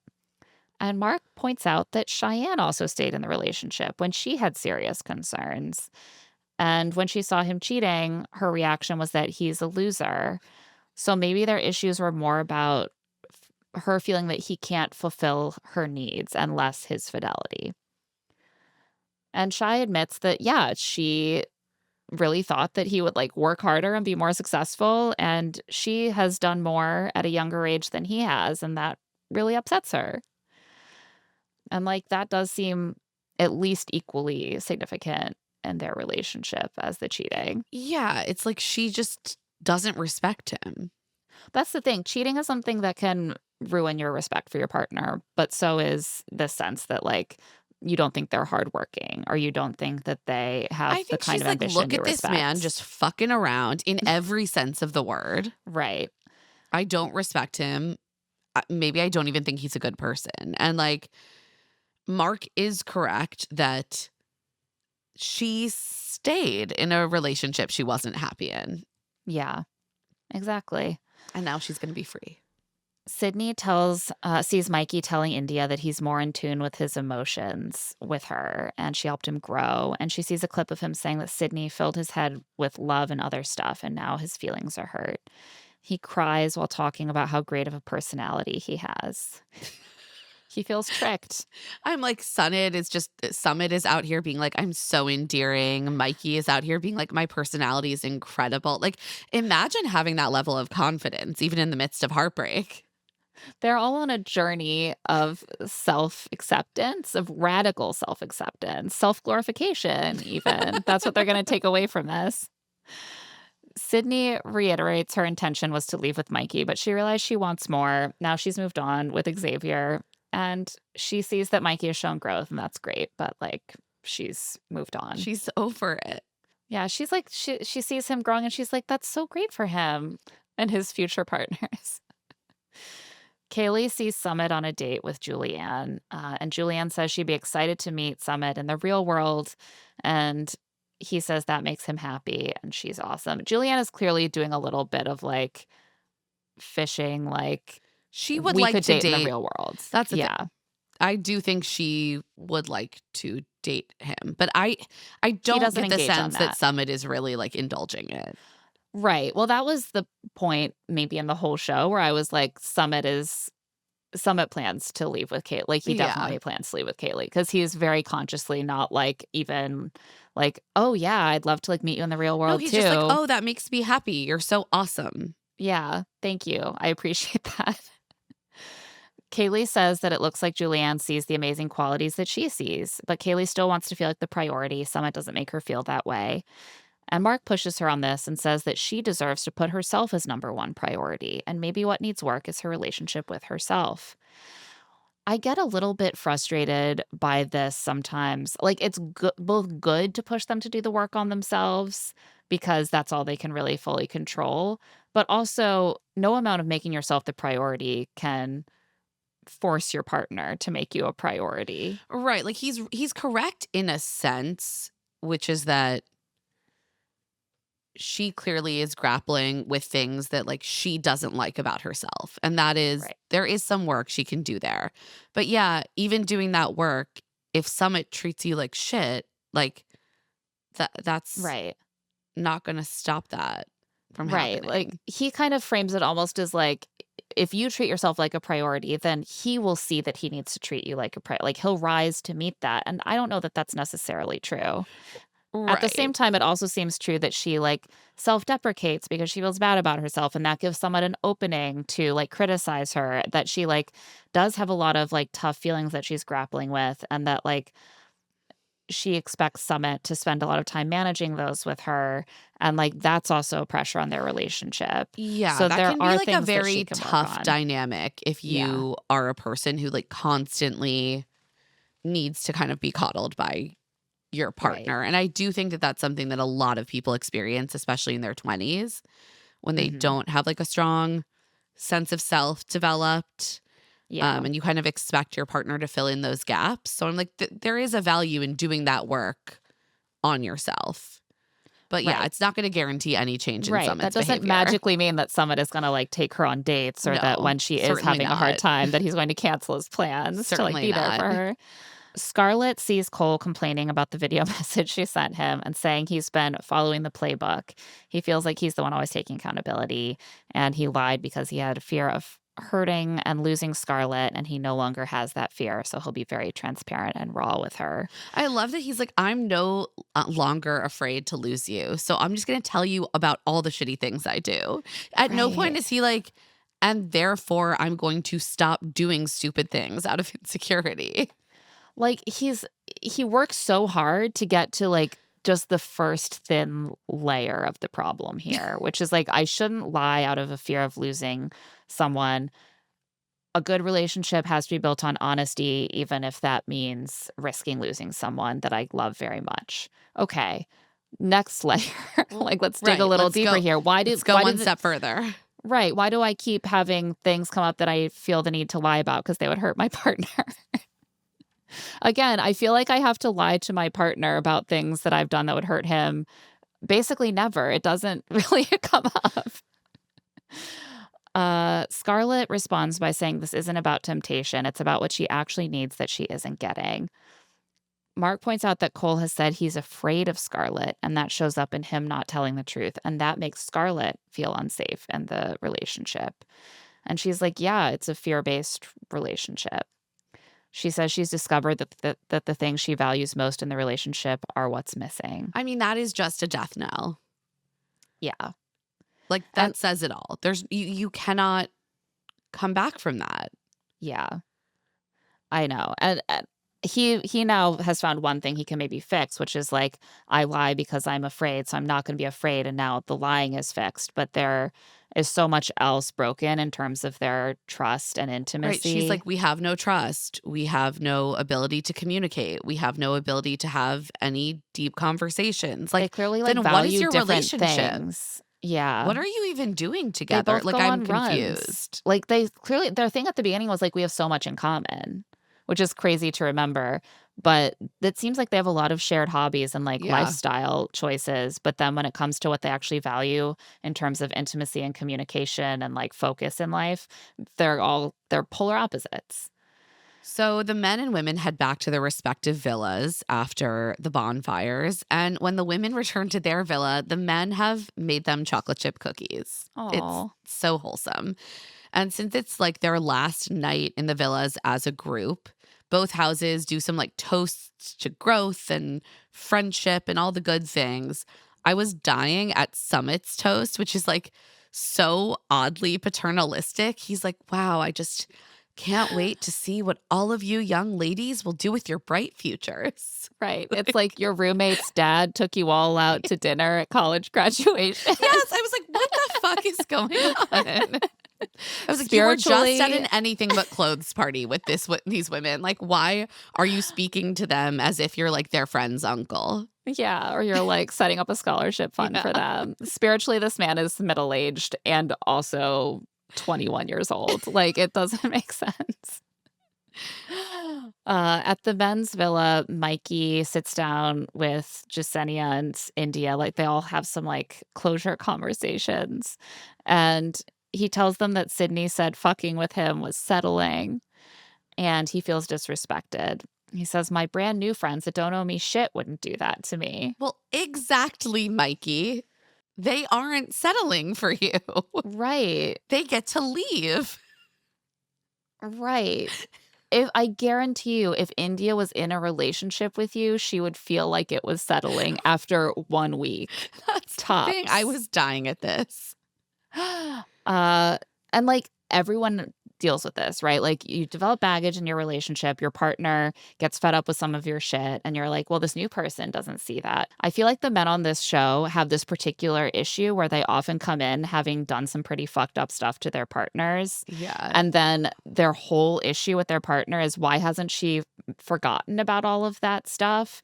Like, this new person I've never done any fucked up stuff to isn't mad at me about the fucked up stuff that I've done to her, but my girlfriend that I have done a bunch of fucked up stuff to, she is mad at me, and that doesn't feel fair. Like, do you expect your girlfriend to be, eternal sunshine of the spotless minded Yes. after every time you cheat? Like, Yes. Literally, yes. India tells the camera that Mikey's insecurities come from the way his girlfriend treats him. Okay, India. She hopes Mikey can find someone who makes him feel worthy. I was like, translation, it won't be her. She's like, someone out there in that great big world. I think the fact that Mikey's whole persona was being like life of the party serial womanizer before Sydney indicates that his insecurities go a lot deeper than Yeah. whatever he's heard from Sydney. Meanwhile, Sydney is telling Xavier that she never wanted to hurt Mikey. Xavier reassures her that she isn't the bad guy, and they like reaffirm that they want to continue something with each other. They're just adorable. Shy sits down with some of the guys and she's like, I fucking knew Jack would be out here hooking up with multiple women. And she thinks he's just crashing out because he sees that she's moved on. Meanwhile, Jack is hopping back over to Carter to ask her for advice. He's like, what should I do going into the final bonfire? And he does this thing where he tries to be like, I did do something a little wrong. He's like, I feel like the way I've moved in the house is a little fucked up. But he knows that Carter's the right person to go to because she's the chill girl. Carter She's is not going to hold him accountable. And he knows that and he loves it. She's like, Jack, you're single. You've been so respectful. Evidence What not found. I'm like, what would you consider disrespectful? Right. Genuinely, like I want to know what she would consider disrespectful from this man. Jack says he does believe he's opened up to the fullest extent in this experience. And he has like opened up in the way that you would open up to swinging or like sexual relationships. But I don't know if we've seen any like emotional opening up, except that he has decided that he deserves a woman who will put up with his shit and still treat him like he is a king. What does he like bring to the table? Like he's not going to be faithful to you. He doesn't seem interested in having a job or making money outside of like getting paid a little bit to go to clubs and party. He has terrible hair. He looks and behaves like a child who, like, got all of his outfit from Hot Topic. Like, what is he bringing to the table? I don't understand. And he's like, I've learned that I deserve to be treated like a prince for I'm the like, I nothing that think I you came in provide." believing that too. You Yeah. learned nothing. I think his stealth mission this whole time was to hopefully get Cheyenne to do enough fucked up stuff. Like, literally, he started cheating almost immediately. Part of me genuinely believes that that was intentional to get Cheyenne to retaliate so that Oh, she would yeah. look just as bad as Now him. she's in the mud with him. Right. I don't like this guy. He says he's emotionally attracted to Carter. Okay. I will say that I love that Carter continues to sort of be like, "You're doing great over there. Good for you. I know. I do think You're she's the like, man." okay, whatever. She's like, I'm 22. I don't plan for the future. You're certainly not in it. Yeah. She I don't think about the future. I don't think about the past. In this moment, we're not kissing, and that's fine with me. Cole's main takeaway from the bonfire seems to be that Scarlett is moving on with Bradley. He also knows he has to tell her about reading her journal, and the single women advise him to tell her immediately and be upfront and say he regrets it. And he says, "Well, I don't regret it." I was like, what? Like, they're like, just say it immediately. Just be like upfront, be like, I regret it. He's like, well, no, to clarify, don't really regret it. I mean, I appreciate his honesty, I guess. But this is when I just started to be like, Cole, do you suck? Yeah, well, and this is why he's still not understanding. I hate how she keeps talking about depth because it's often unclear to me exactly what she means, and I haven't Yeah. seen her demonstrate very much of anything deep. But this must be so maddening. Like, what she wants is for him to stop violating her trust, and lying is only one piece of it. And confessing to her that he did something trust violating is not inherently a trustworthy behavior because you Right. still He thinks did the that's the trust whole violating work. thing. Right. He's like, "Finally, I'm not afraid to tell her the truth, and therefore I'm no longer violating her trust, and this is great." No, you went through her journal. Like, And you and don't regret it. right. And so that will make her feel like I appreciate, again, the honesty, but honestly, that suggests that you're not someone she should feel safe around. You feel fine about having violated her trust. Why wouldn't you do it again? That doesn't give any sense of safety or trust. Bradley kind of shoots his shot with Scarlett, but she doesn't really indulge it. She actually keeps kind of like cutting him off before he can fully get out what he's trying to say. Yeah, she's clearly not trying to date someone else. Right. They And like ultimately just like hug it out as friends. another thing about Sid and Xavier that is really unusual on a show like this, and that I think makes their conversations different, aside from like how good their connection is that they live in the same like metro area. Right. And I doubt that Bradley and Scarlett would have an easy time dating and hanging out after the show. So he's kind of trying to be like, "I've developed feelings." And she's like, "Yes, I love you too. It's great. Let's hug." The next morning, Summit calls his mom and tells her that he's really struggling, and he starts crying. And his mom encourages him to view this experience as a gift to him and Kaylee, because before you settle down, you should both be tempted beyond anybody's imagination to make sure. And I was like, wow, it's great to get an insight into the mind of a parent who is like happy their child is going on Temptation Island, because I feel like I would just be like, why are you there? Leave. Come home.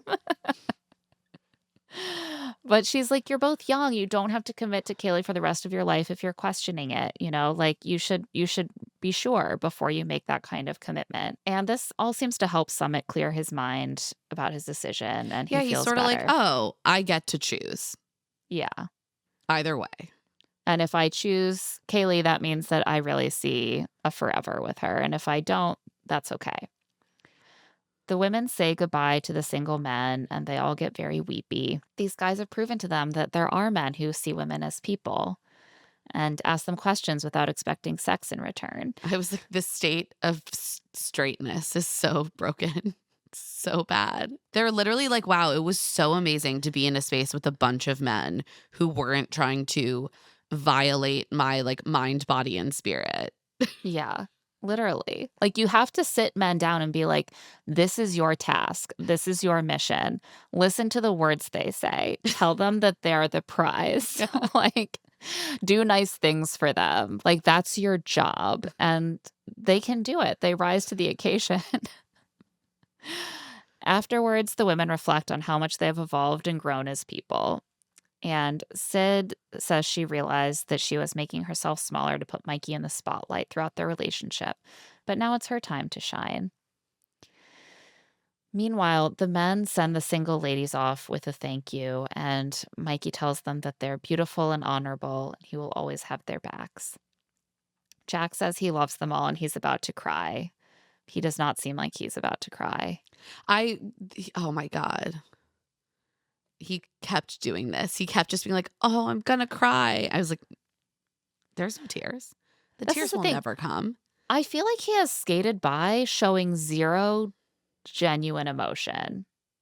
I'm realizing. Like, we see Mikey cry a lot. Sometimes that feels like kind of manipulative and over the top, but I actually do also think that it's a lack of emotional regulation and he's genuinely upset a lot of the time. We see Summit break down. We see Cole in an emotional state.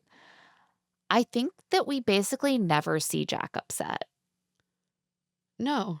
He's just He's, telling the camera that he is emotional. He's like, "That hurts. I am going to cry." yeah. He's not. Well, I'm like actually just piecing this together now, but like whenever we see Shy doing something that might in theory upset him, he's just kind of like, I get it. I mean, it's just about what I expected. No, it makes sense. It Sometimes hurt. he's Of course it literally hurts. smiling. So often he's smiling. If anyone is a sociopath on this show, it's There's something missing mm, there. I'm telling you, like there's something off. The men have a chat after the group goodbyes, and Summit says he thought the journey was about resisting temptation, but it was about exploring temptation. They've okay. all come out tougher. Not to like give Summit any credit, but I do think that he is right that if you are going to get anything out of this experience, which is made up not as a therapy, but instead to get footage of people doing Right. clownish things and hurting each other on TV. But if you are going to get any growth out of this, it's probably because you use it to explore why you're not thriving in your relationship, And what you right, might and whether want from your you are able partner. to. Right. Like, do you need a different part? Do you need different things from your partner? Do you need to bring different things to your relationship? You can sometimes explore those things by spending time with other people and getting to know yourself a bit better. Sure. I actually do think Summit kind of did that. And that is I mean, yeah, there good. is a reason that there's only one couple that is Yeah. able to leave together. Do I like Summit? Yeah. No. Do I No. like the way that he thinks about women? No. Like, do I like the way that he seems like both he's 45 and also 15 at the same time? Absolutely not. But I do think that he focused more on seeing what qualities he liked in other women and what qualities he might need to have as a partner rather than like, do I want to fuck someone and how quickly should I do it? Yeah, I think that's correct. And I think we see that like that opportunity for exploration can lead to different outcomes. Like with Summit, it ultimately leads to, oh, maybe I can be a better partner to Kaylee. For Sydney, it leads to, oh, I was just in the completely wrong relationship Right. and there's someone else who's a better fit for me. And both of those I think are valid outcomes. Totally valid. Jack realized that he needed to stop focusing on pleasing somebody it wasn't going to work out with. He has to be himself and be genuine with his feelings, even with girls. Oh, What give this man a feelings? fucking gold star. The feelings of I want to go in the temptation haven with you. Right, the feeling that his dick is having. Yeah. Literally, like, that is the only kind of feeling we see him have.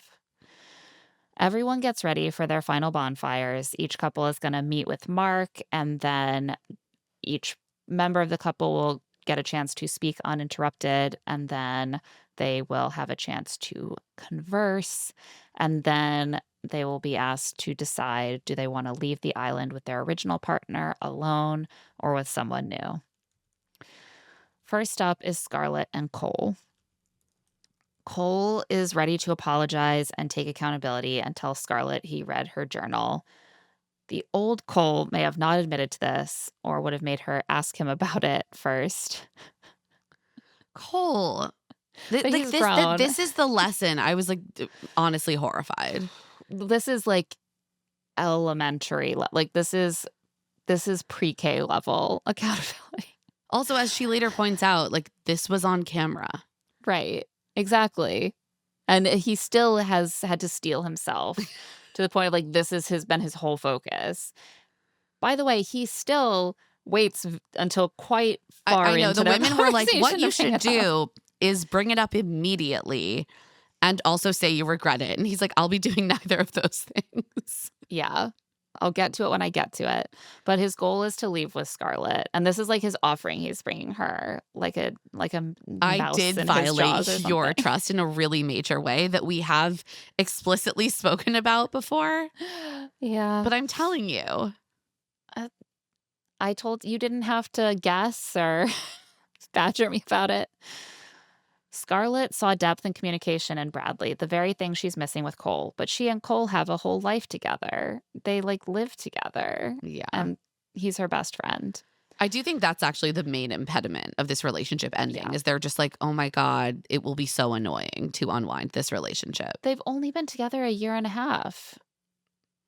You can't, like, this is why you can't move in together that quickly. No. Cole speaks first and says he saw Scarlett unwind their boundaries and form emotional connections. She took Bradley on multiple dates when they had decided not to take anyone on multiple dates. He felt like their roles were reversed, where he was insecure, stressed out, and felt unsafe. He had to reinvent himself as a result, but he knows he can make Scarlett feel safe by telling it to her straight. This was actually maybe the most angry I was at Cole because he has all of the ingredients here in his own speech to understand how much he's been hurting Scarlett. I know. He's like, I've been feeling the way you have felt through our whole relationship, and It sucked. it sucked so much I almost didn't make it through. That was just a couple weeks, dude. Like, there's no acknowledgement still of the fact that he's she's like, been going I'm through this mad. the whole I'm time. mad that you would do this to me. Right. Not like, oh, wow, I've been doing this to you for 2 years. Right. Our roles were reversed. I can't hack it. How could you do that to me? The end. And Like, how dare you go on multiple dates with Bradley? I was like, she didn't do anything with Bradley. I understand saying, like, we set boundaries. I expect you to hold to those. I do understand that. But there is that missing piece of him saying, I also see how I must have hurt you and how much suffering that must have caused that was invisible to me at the time when I broke those boundaries. He can't go there. Scarlett says she's sorry he's hurt, but she also says that they started this experience in a relationship with no trust or communication. Neither one of their journeys were about cheating, but there are some things that are missing in their relationship that she can't compromise on. Since being on Temptation Island, she feels like herself again, and she like hasn't felt that way with him. So it's time to converse, and he reiterates how hard this process has been for him, and he keeps focusing on Scarlett's connection with Bradley and how she'd feel if the roles were reversed. And Scarlett is clearly frustrated. She's like, I never really crossed a boundary. I just realized that it was more beneficial for me to get close to someone that I was connecting with and to like explore what I was getting from that connection. She says, you keep talking about accessing more depth within yourself, but I haven't seen that. And so, like, what does that mean to you? Do you know what emotional connections are? Harsh. She says she needs someone who she can just have deep conversations with and who is transparent with her without her having to ask for those things, which seems reasonable within a relationship. And Cole is like, I've done the work and I am ready to leave this island knowing that I will never lie to you again. So here, I have to get something off my chest. I read your journal. I know it's sacred to you. And I swear I've never done it before. And Scarlett is like, well, I don't believe you now. Right. You invaded my privacy. You know that my journal is sacred. This shows how little trust there is in our relationship. And Cole is like, no, but give me my gold star. I told you about it. So that's a huge step. That's And growth. she's like, yes, you were on camera. Yeah. Like, I was going to find out. So I still don't feel confident that you would tell me that in the future. I also was just like, Cole, we started instead of leading with this, you started by like shaming Scarlett for all the ways that she broke your trust by it seems like mostly just by taking one guy on multiple dates. And again, I understand saying we had a boundary and I feel that you broke it. That makes me feel like less trust.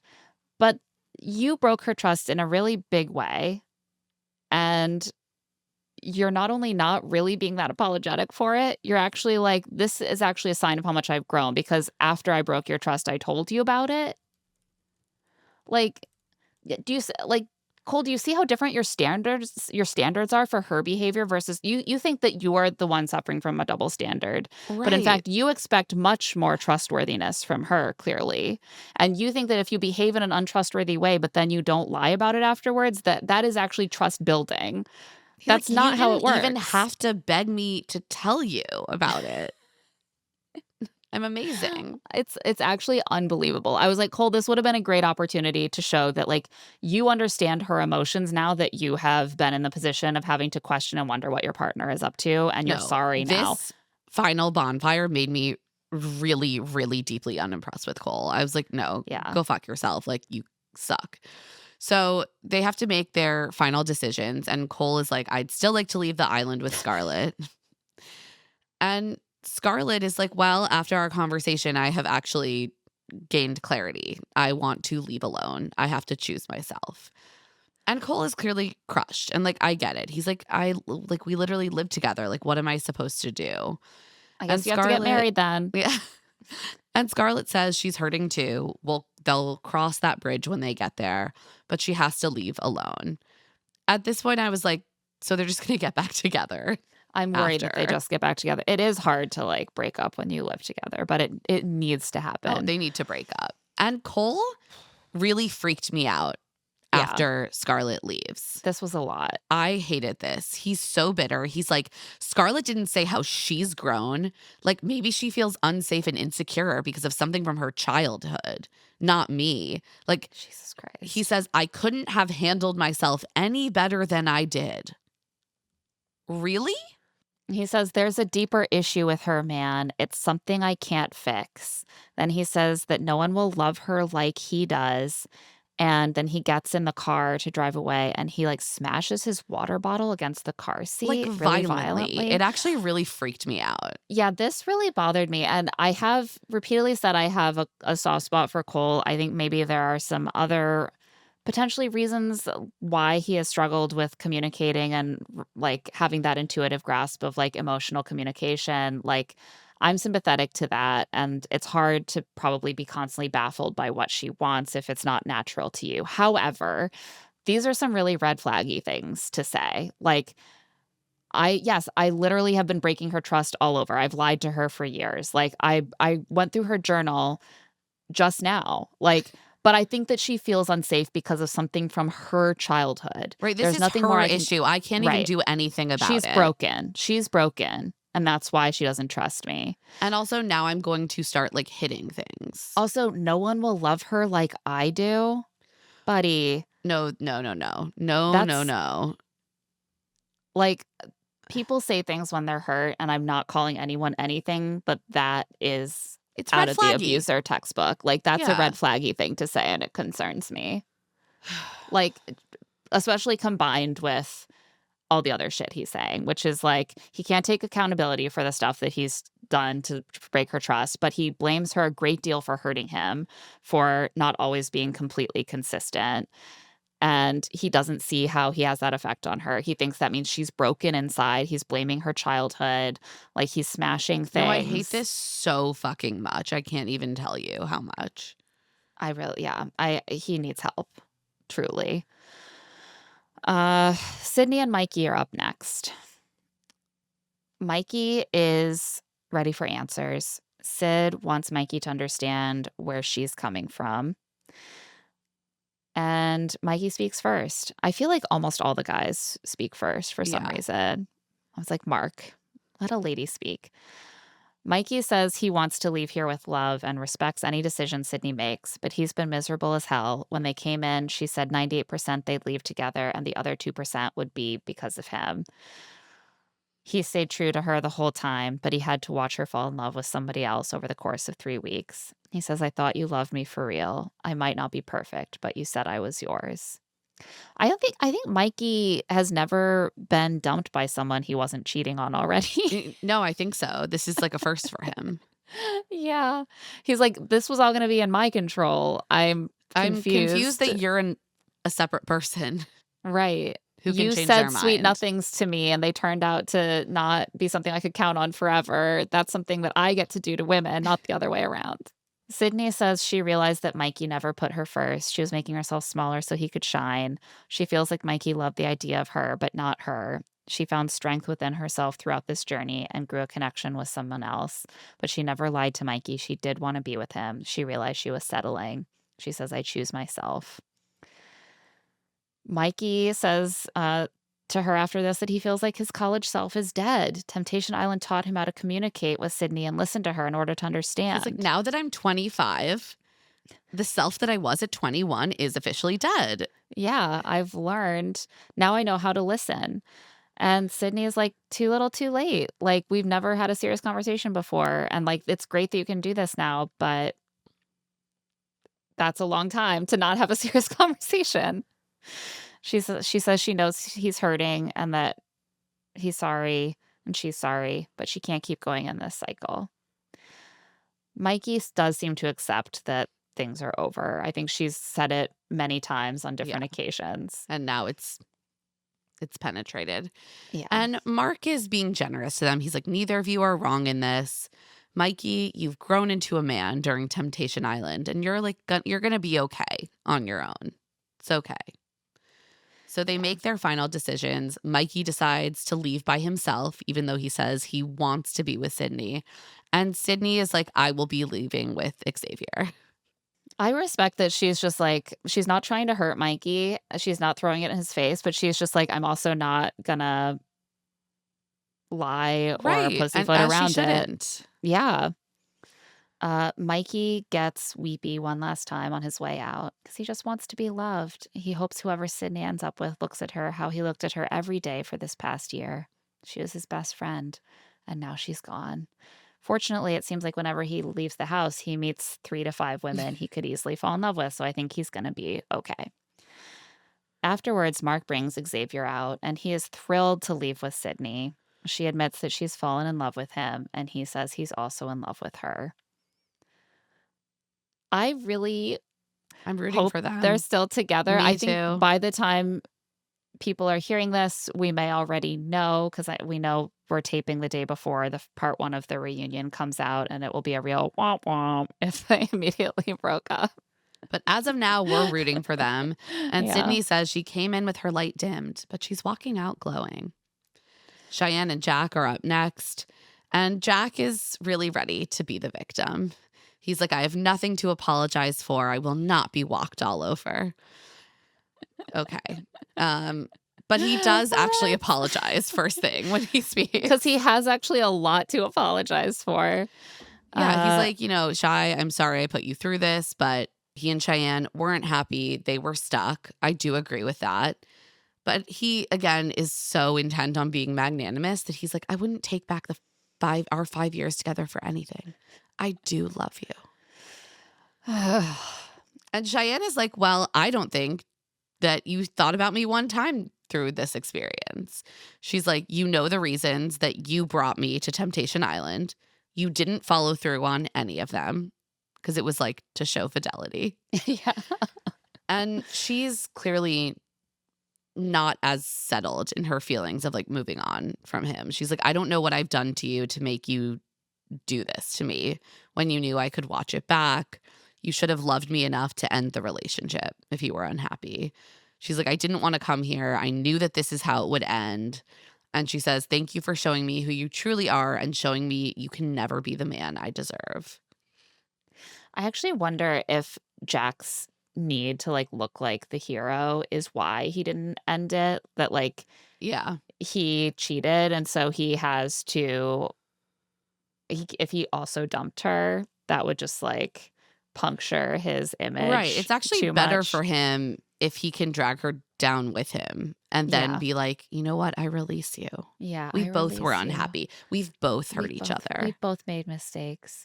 Did we talk on the podcast or just offline about how Grant, the previous guy who pulled this bullshit and was like cheated Just did it horrifically again. on his girlfriend on Temptation Island last season?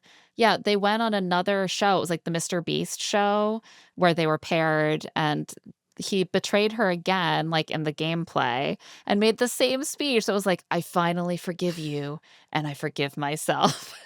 And she was like, "How is he doing this again? He keeps finally forgiving me, and for what?" And that's like Jack is constantly like, "It's Yeah. okay, Cheyenne, for what you've done to me." And she's like, "Literally, what are you talking about?" Um, so Mark encourages them both to remember how much they have meant to each other in the past in this conversation. And Shy remembers, but more in a way that makes her mad. She's like, "We were together the longest of everyone here, but you did me the dirtiest. I was standing 10 toes down for you until the second bonfire," which is the one where she first saw him like getting physical with Carter. The one thing he told her he wouldn't do was be physical with someone else. Did he forget their 2 dogs, their life together, her nephews? And he's like, "No, I talked about them all the time." He points out that she was also unhappy in their relationship, and they were both just too scared to admit it, which is This is true. the one good point that he makes. And Mark is trying to get them to like wrap it up on a nice note. He's like, maybe thank each other. And Cheyenne admits, like, we've both been shitty at times, but we've also both been happy. And she's really trying. She's like, time will heal us. And hopefully when it does, we can. She never finishes the You can sentence. tell that she's like, "Maybe one day we can be friends." And then she's like, "I don't wanna be friends with him Right. because She's like, I don't really know what else to say to this. a So horrible Jack is person." like, don't worry, hold my beer. I will pretend to cry again. He thanks her for being his backbone. I thought she took his personality and put it in a box, but she's also the only reason he can stand up straight. I don't understand their relationship. Once he grows into the man he saw her talk about wanting, who knows what can happen. Jack, please go away. Drop it, man. They both decide to leave the island alone, as they should. Kaylee and Summit go last. Kaylee admits that when she arrived at Temptation Island, the only place she was happy was with Summit, and that wasn't healthy, but she's learned she's enough. When they arrive at the bonfire, they are like the only ones where they both seem happy to see each other. Oh, yeah. I was like, okay, so they're going to stay together. They Yeah. at least like each other. I also thought they would stay together because they went last. Oh, well, yeah. And if there's one couple that stays together, they're going to put them last. So we can end on a good note. Kaylee goes first. She's the only woman who goes first. She says this has been one of the most challenging but rewarding experiences of her life. She leaned on Summit for happiness, and that wasn't fair. But she also has needs that don't always feel like they're being met. She doesn't feel like the priority, more like a chore he needs to get done. She's learned that she's a strong, beautiful, independent woman, and she deserves to feel love for every piece of her. Summit says that the things Kaylee said about him hurt, but he also understands it. He says he's done having one foot in and one foot out of the relationship because she deserves the best. Then it's time to converse. And he's like, "Did you make a physical connection with anyone?" I'm like, "Summit, they would show you." Yeah. Why, He's like, why I would they hate to be not this show person. you? I just have to ask. And she's like, no, did you? And he's like, no. It's Like, like, guys, yeah. Summit, they would not pass up the opportunity to catch the drama of one of you reacting Right. to that Please. for Please. anything. So she says she just made friends who taught her what she deserves in love. He's like, "Me neither." Kaylee asks about Julianne because she saw her in some of the clips. And Summit says she's just a very cool and amazing woman, but his experience with her was learning about himself. It was just a friendship. Kaylee says some days it feels like she wants their relationship to work more than he does, and they have a lot of work to do so that they both feel fulfilled in their relationship. He also asks if she thinks he's a sociopath. And she like, clearly has no memory that she ever said this. She's like, no, what? Yeah, he reminds her of the context, and she's like, "Oh, yeah, I think I just said that out of anger." I think also because She says that his behavior in that moment was sociopathic. Right. It's not the same thing as being like, I truly think this man is a sociopath. I understand that it would feel that way to hear, but you would maybe remember thinking your partner was a sociopath and not necessarily saying like that was a sociopathic Right. thing She was to being do. like kind of a little facetious, but like expressing that she was very hurt about this behavior. Right. And so, but it really stuck with him. He's like, maybe I'm a sociopath. I don't like that. Um, and he admits that he did learn from her comment that he needs to show more empathy. Finally. And Good. yay. He tells Kaylee that she's enough and she shouldn't change for anyone. She's everything that any guy on the planet would want. And she's delighted. She's finally seeing growth from Summit. So she chooses to leave with Summit and he chooses to leave with Kaylee. He's ready to commit and dive in head first. He's like, I love Kaylee so much. He gives her a collar, a dog collar, not for her.